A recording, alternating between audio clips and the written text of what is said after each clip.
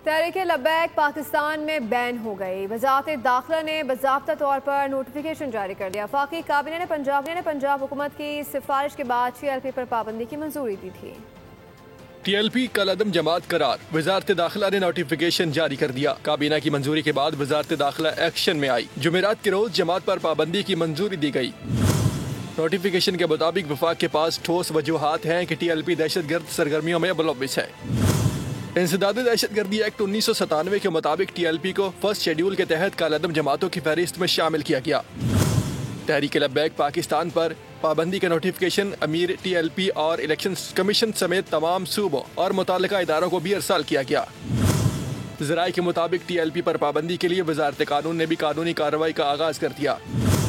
वज़ारत कानून और attorney general की मुशावरत के बाद सुप्रीम कोर्ट में रेफरेंस दायर किया जाएगा। सुप्रीम कोर्ट रेफरेंस पर फौजदारी ट्रायल की तरह शवाहिद का जायजा लेकर पाबंदी का फैसला करेगी।